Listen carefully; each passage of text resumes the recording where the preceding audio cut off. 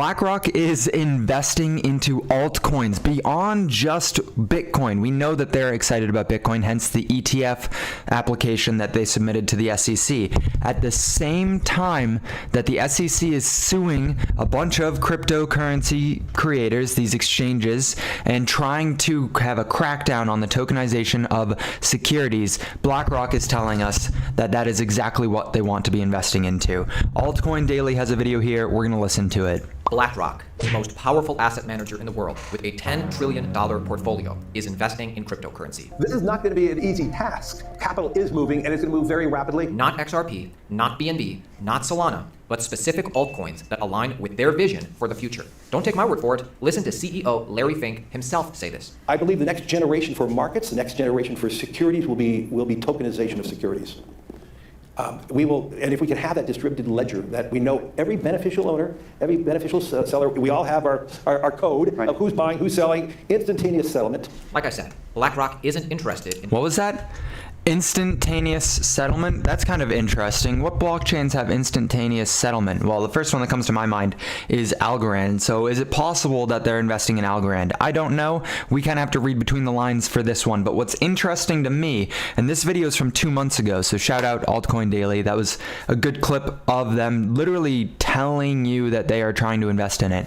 But it goes even further than that, because we have a shareholder letter from BlackRock, and this is 6 months old. This is at the beginning of the year. This is their annual shareholder letter.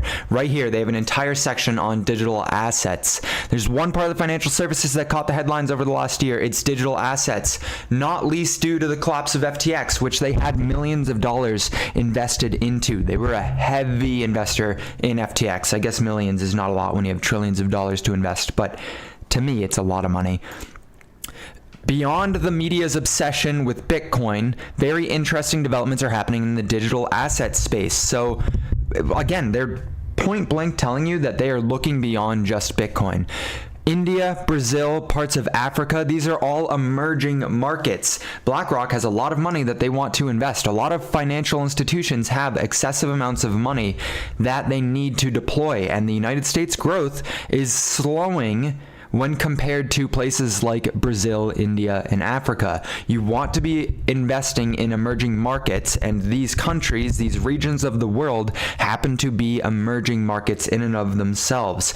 And truthfully, cryptocurrency, tokenization of assets, these digital assets, are going to help the United States and developed countries like maybe improve their financial systems 10, 20%.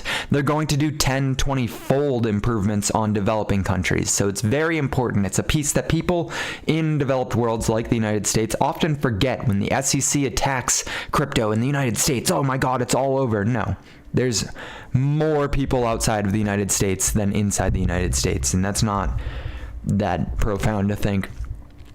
The tokenization of asset classes offers the prospect of driving efficiencies in capital markets, shortening value chains, and improving cost and access for investors. It reduces the friction. It just reduces the friction, makes everything work better. Right here, though, this is the part that I want you to pay attention to. Permissioned blockchains and tokenization of stocks and bonds. Permissioned blockchains, not permissionless blockchains. They're focused on blockchains where the decisions are authorized by a private group. Decentralization is not fixed. Transparency is not required.